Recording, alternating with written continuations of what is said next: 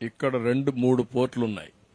గంగవరం, విశాఖపట్నం, ఏదైతే భావనపాడు ఇప్పుడు పేరు మార్చారు మూలపేట అని. ఆ మూలపేటని పేరు మార్చిన కూడా తెలియాలి అందరికీ. పేరు మార్చారు కానీ జరిగింది ఏమీ లేదు. ఈ 3 ఎయిర్పోర్ట్లు ఒకటి.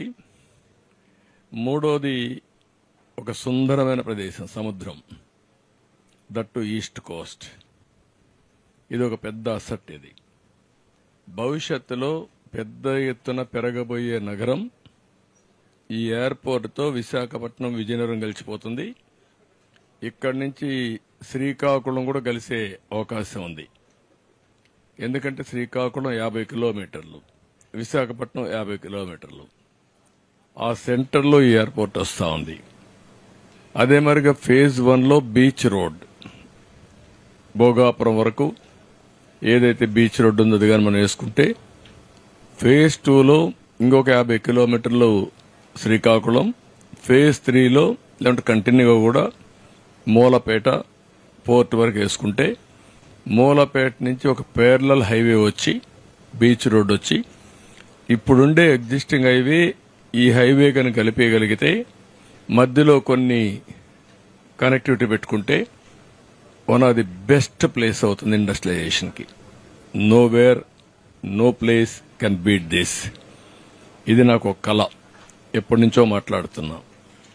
అది ఇప్పుడు ఎగ్జిక్యూట్ చేసే పరిస్థితి వచ్చింది. ఈ ఎయిర్పోర్ట్ మనం చూస్తే 15 మే 2015 20వ తారీఖున రాష్ట్ర ప్రభుత్వం ఆమోదం తెలిపింది.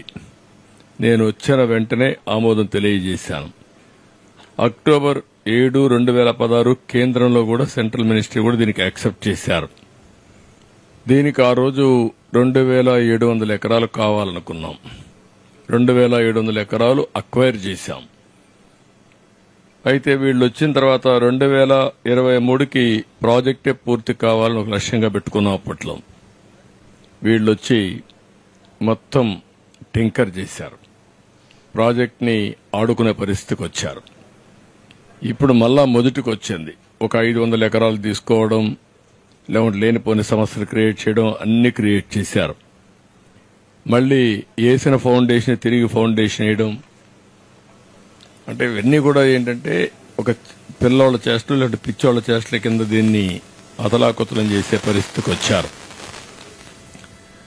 అయితే ఈ రోజుకి 31.8% వర్కులు పూర్తయినాయి. దీనికి నేను క్లియర్ గా ఇన్స్పెక్ట్ చేసిన తర్వాత, ఫార్చునేట్లీ ఉత్తరాంధ్ర బిడ్డ సెంట్రల్ సివిల్ ఏవియేషన్ మినిస్టర్ గా ఉన్నాడు. ఇప్పుడు ఈ ప్రాజెక్టు కట్టే వాళ్ళు కూడా ఉత్తరాంధ్ర వాళ్లే, డెవలపర్ కూడా. బోత్ ఇంట్రెస్ట్లు ఇక్కడ సింక్రనైజ్ అయినాయి. అంటే ఈ ప్రాంతం యొక్క అభివృద్ది ధ్యేయంగా ఇద్దరు కూడా దీన్ని డెవలప్ చేయాల్సిన అవసరం ఉంది. One of the best project గా.